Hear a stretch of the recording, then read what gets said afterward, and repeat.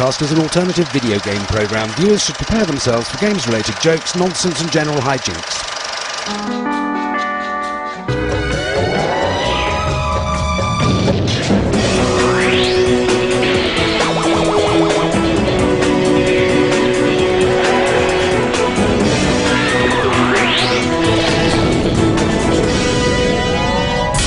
From the alternative world of video games today, I get serious with the boys from EverQuest 2.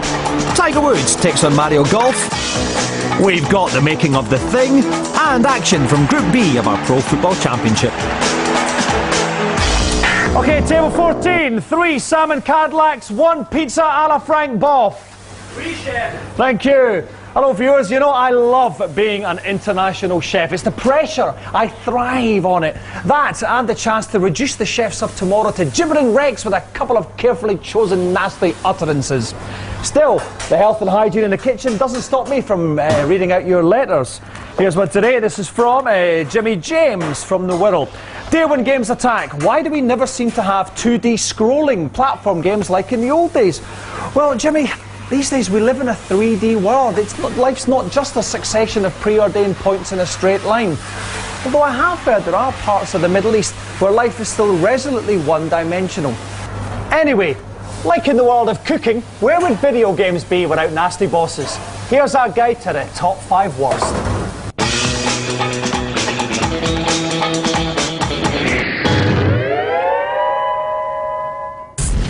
At number 5, it's Trevelyan in GoldenEye on the N64. A bad guy so rock hard, you need the lives of 10 cats all wearing immortality pants just to get past his AAA bodyguards and robotic machine guns. But the hardest thing is actually catching Trevelyan himself, who's obviously been to the gym and trained his legs to sprint from bullets. And just when you think you've done it, he lures you down a hole and pumps you full of lead before you catch your 007 breath.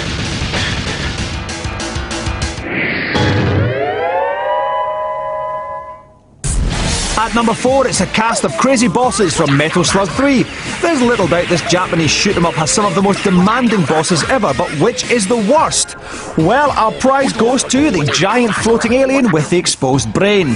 Being a giant floating alien with an exposed brain instantly gives him an advantage, and whilst he launches every weapon under the sun at you, you're left to lightly massage his cortex with a cheap plastic knife. Needless to say, you die many times. Prepare to face mega bosses number 2 and 3 later in the show.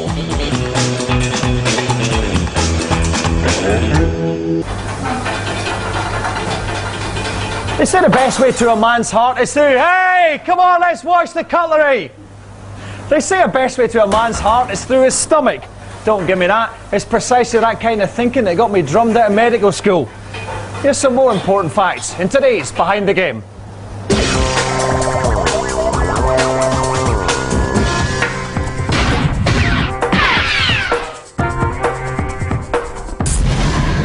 Scary movies can have you hiding behind the sofa. This game is just beginning. The game of The Thing was so terrifying, it made us want to hide behind the next postcode. I think the biggest challenge was living up to the film.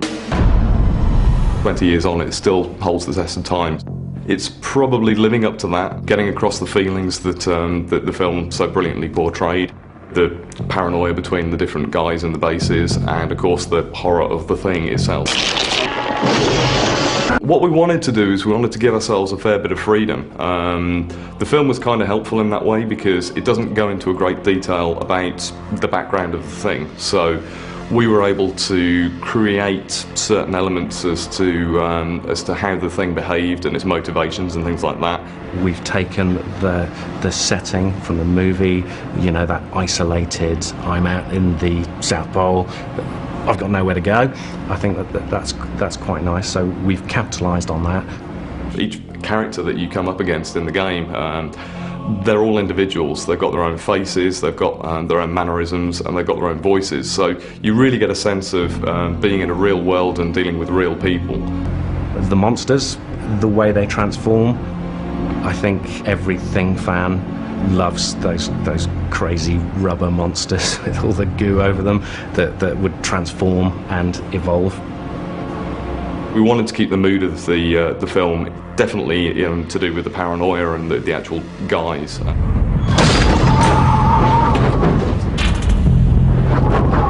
You play a US Marine captain called Captain Blake, and you'll be sent into various locations, all of them very scary. What we're dealing with isn't human, but it's taken human form. Stay the hell away from me, I'm warning you. The thing is a squad-based game, so you have guys that will fight alongside you and they can become infected. So there's a persistent kind of who is it? You know, is this guy on my side? Is he infected? Is he going to turn on me? You know, how is he going to work with me? It worked so well for weeks after I lived in an airtight titanium box. Only now, a year later, can I begin to talk about it.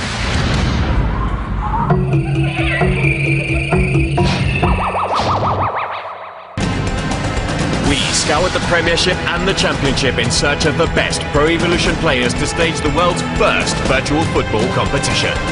8 pros had to compete through group rounds and knockout stages until one of them has earned the right to be crowned the When Games Attack Football Champion. Group B's table shows Watford's Matt Taylor at the top with 3 points, but since 2 of the players have yet to take to the pitch, it's still wide open. Joining me today in my pretend football living room, we got Tottenham's Anthony Gardner against QPR's Martin Rowlands. We'll start with you first of all, Anthony, because you're the tallest man I've ever met in my life. And I did notice your bling there. Look at that. It's a nice sparkling watch, nice sparkling ring. You must be. You got a sparkly earring. You must be minted. It's cheap things. Material things, huh? Cheap things, no. Cheap things is what my mother gives me for Christmas.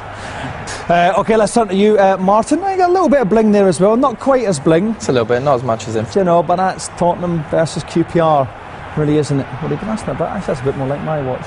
No, it's not. It's a Rolex. Mine's a Seiko. First of all, let's talk about the teams that you're playing as. Anthony, are you Netherlands? Yeah, I'm coming with the Dutch. OK, and what kind of game are we going to see from you? What players are going to come to the fore? Comes on my defender, I come strong from the back with Stam. Yeah. And got the van man up front. Yeah. Stick it away from me, huh? Up for him. And you're going as Portugal, of course. You're quite often flattered to deceive in major tournaments. Yeah, I'll just be trying to get wide to Ronaldo and see what he can do. See if he can get it in the box. OK, look, the Netherlands against Portugal. Big bling against little bling coming up after the break. Before that though, let's catch up with positions 3 and 2 in our list of the 5 toughest bosses. At number 3, it's taking on the Death Star in Star Wars Rogue Squadron 2. This was every boy's dream, but it turns into a nightmare. It starts off at I'm a bit scared hard, escorting the Millennium Falcon across the Death Star's surface. But then it becomes help me now hard, when you're squeezing your X-Wing through the Death Star's colon, pursued by TIE fighters who stay late and work weekends.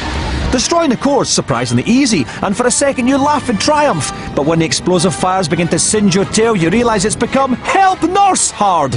The few super tough gamers that survived to see the Death Star go Nova are left with a better appreciation of what those brave rebels did, but no social life.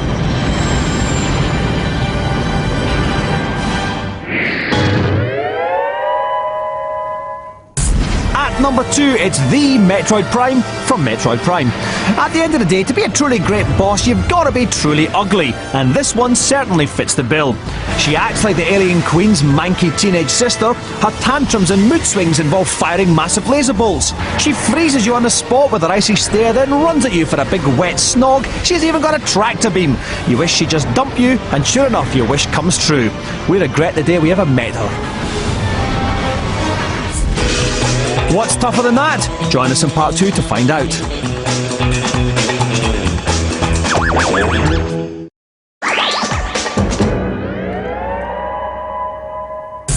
Coming up in the alternative video game show, EverQuest 2, Men in Tights.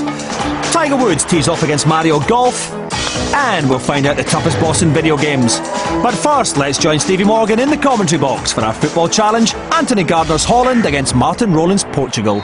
Thanks, Dominic, and I'd like to start by welcoming all of my friends in the Netherlands watching this game. I've been a regular patron of a number of coffee shops and gentlemen's clubs over there throughout the years. First attack as well, huh? Anthony Gardner knows that first blood could have been drawn by him, but Holland once again on the attack here. Oh! It's never been a foul play before. What's the ref gonna do? I've got enough in my locker from here. Enough in your locker? Try playing football, son. That would do it. That was woeful. And so, as the first half draws to a close, it's Holland 0, Portugal 0. And I just want to remind you all that these teams were randomly assigned. The draw was held at FA HQ in Soho Square. We broke in and held it once everyone had gone home. But that's how the teams were drawn. But Portugal in their white away strip, attacking now. It's a cross, but nothing. Martin Rowland really needs to do something in this second half, but it's Holland attacking now. Oh my word, they need to stop him. And that was just wide. We're missing them. We're missing them. Anthony Gardner. Well, I wonder if he's going to mourn that loss, because Portugal are once again surging forward. It's 1-0. Love this, Sam. Martin Rowland rubs it in there. Gardner distraught, and it's 1-0 to Portugal. Anthony Gardner referred to his locker earlier. Now's the time to open the locker, find some football skill, and level the score. And that's what he's done. Can't lose the ball there. Can't lose it. Leave the settee alone. It wasn't cheap. Press the wrong button. All the rings he's wearing, he may take the veneer off of that, but it's 1-1. And that is the final whistle. And it ends Holland 1, Portugal 1. Well, Martin Rowlands, that was one of those great Pro Evo games for the purists there. Two pretty evenly matched players, really duking it out in midfield. But when you did score, is it fair to say it was against the run of play, slightly? Yeah, it was against the run of play, but in the last 5 minutes I thought I was going to hold on to it, but made a sloppy mistake. Now, Anthony, you're a big fanny. Well, no, you could have about 3 or 4 there. You were getting up in the box with some great moves, and it was just like one little special move too many. I don't know, it's just my playing mentality. I like to pass and move and play pretty football. So it's a natural game that you're playing. Were you bricking it at all when you went 1-0 down? I ain't gonna lie, I was a bit worried. Do you think you play better if you took off that massively heavy ring and watch? Do you not think that might be just kind of slightly... Maybe it's... That's it, it's weighing sliding it across to a button it shouldn't be. You want to get a little tinfoil ring like this. Never interferes with it at all. OK, well, I tell you what, with all due respect to Pretty Boy and big goalie, I think we know who the favourites are in this group. If we look at the league table, though, it tells a different tale. Pretty Boy, Matt, is still on top with 3 points. These fellas are tied at 1. And the goalie nesting up the bottom with 0. Next time, it all change. Please join us. One says black, the other says white. One says left, the other says right. They never can agree. The Xbox plays it. Time to cook their fuse to bed. As Queenie and Cousin Welcome, viewers, once more to another head-to-head. We've got a couple more games that are going to compete to see which is the best in the genre. And sorry, hey, ladies, what are you doing here? You're making lots of money out of video game piracy? I can't condone that. That's immoral, it's illegal, and it's going to get you in trouble with the police. They got Halo 2.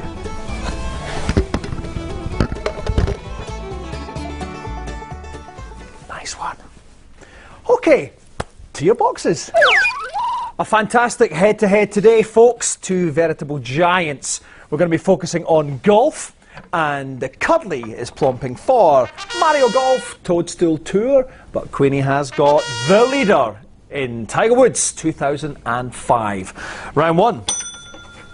Gameplay. Golf as a sport isn't everyone's cup of tea, but Tiger Woods 2005 and its previous incarnations have brought golf to the masses.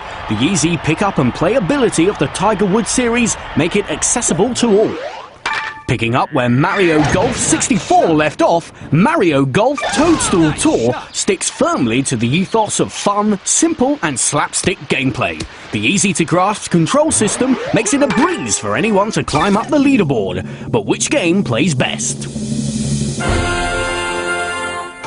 55% of the 100 gamers we surveyed preferred the gameplay of Mario Golf over Tiger Woods. Mario Golf takes the first round. 2 rounds to go. I know. I do not believe that either, Quinny. I think the only way you can say that Mario Golf has got better controls and gameplay than Tiger Woods is if you're like 3 years old and you've got a broken arm. That's a shocker. No, not listening. Round 2. Lifespan. With more courses, more golfers, more mini-games and more playing modes than ever before, Tiger Woods PGA Tour 2005 certainly goes further than the standard 18 holes. Really close. Similarly, with mini-games including ring shot and coin shot, Mario Golf features a number of players and playing options that allows the not-so-serious golfer to enjoy a few rounds on the green. But which game has the longer-lasting appeal? 60% of our survey said Tiger Woods had the longer lifespan. Tiger Woods takes the second round. 1 more round to go. That's more like it, Quinny. Tiger Woods 2005 gets the nod on lifespan because you can play it every day for 5,000 years and you're not even halfway through. OK, here's the decider. And this is a horrible forfeit today, I'm warning you. Graphics. Being more of a sports sim, Tiger Woods PGA Tour 2005 aims for accuracy. In keeping with EA's heavy-hitting sports sim style, golfers and courses from all over the world have been beautifully captured. Mario games are instantly recognisable. The graphics are bright and cartoon-like, suiting the magical atmosphere created by Nintendo, while the characters are some of the world's most instantly recognisable gaming icons. But which game looks better to you?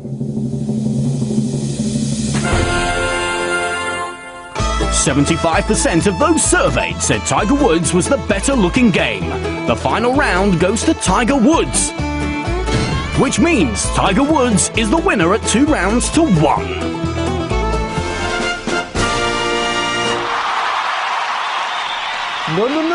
No peeking. No peeking at the forfeit, Cuddly. OK, because, you know, we still think Mario Golf's a good game, not quite as good as Tiger Woods, so we're instead, the forfeit's going to be a slap-up meal. Yeah, if you're a dog. So, come on, Quinny, there you go. You got to eat it, you got to eat it. No, all right, just have a sniff, right? Just sniff it. Go on, little sniff. Just little sniff, little sniff, little sniff. Ah! So, join us for some more harmless pranks in the next head-to-head. Oh. It's time to find out the most difficult boss ever, but first let's have a recap on the other 4 fiends. At number 5, the man who can beat a Bond, Trevelyan. At number 4, a giant alien chap with big brain from Metal Slug 3. In 3, the chances of beating the Death Star in Rogue Squadron 2 are 620 million to 1. At number 2, it's alien beauty queen Metroid Prime from Metroid Prime. But at number 1, the most difficult boss is Ruby Weapon from Final Fantasy VII. Once you've fought every battle and levelled up till the cows come home, Ruby Weapon steps up and this happens. You probably missed it, let's show it again. We begin the battle, Ruby Weapon instantly kills us. Begin the battle, die. Begin the battle, die. No pattern to study, no Achilles heel, just you dying. OK, 1 mahogany sorbet, 3 chocolate kneecaps for the fat man on table 4. Thank you. It's one of the ironies about America that whereas you can get gigantic portions of almost every single food imaginable, they're reluctant to even munch on the tiniest slice of humble pie. Shall we take the mickey out of them in a feature? I think so.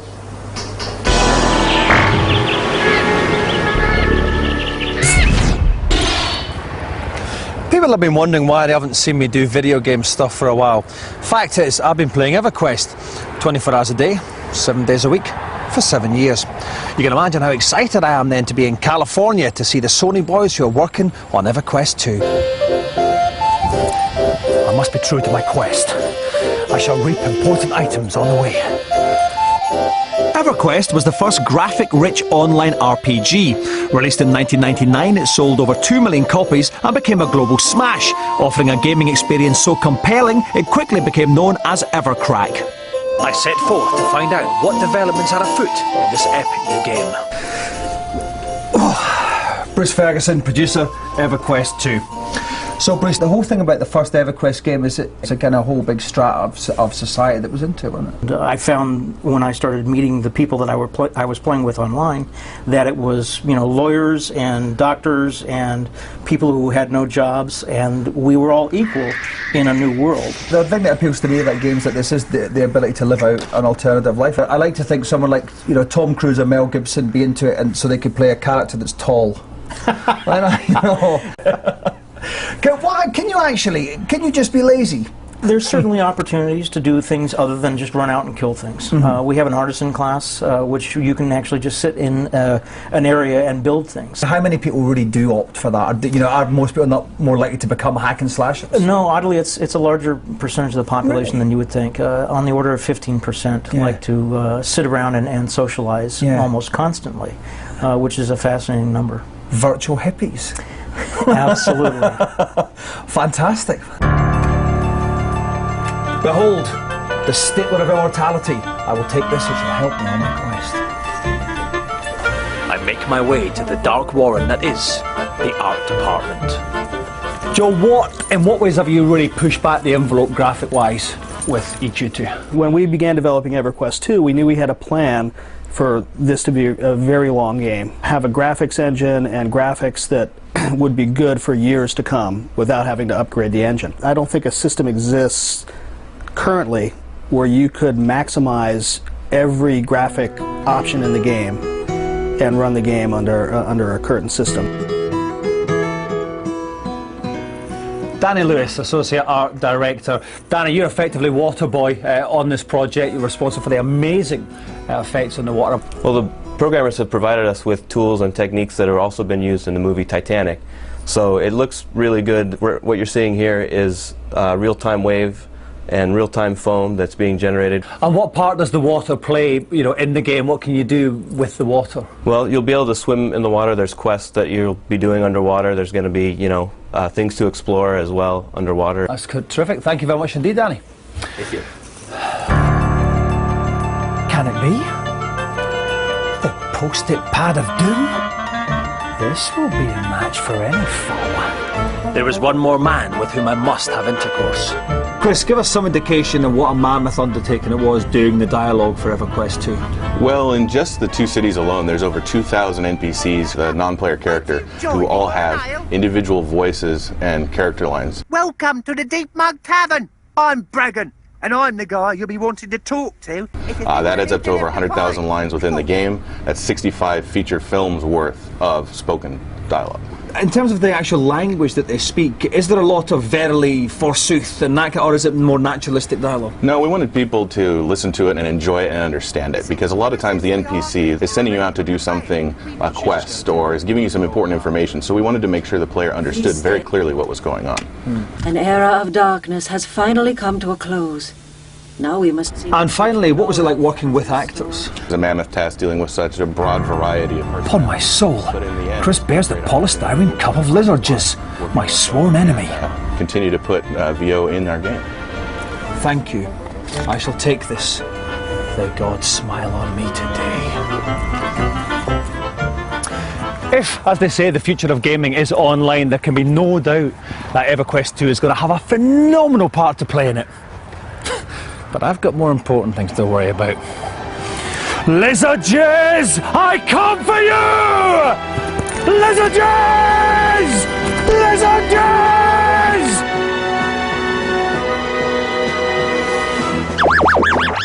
Okay, that's the Tomato Velociraptors. Ready there. That's just about it for another show.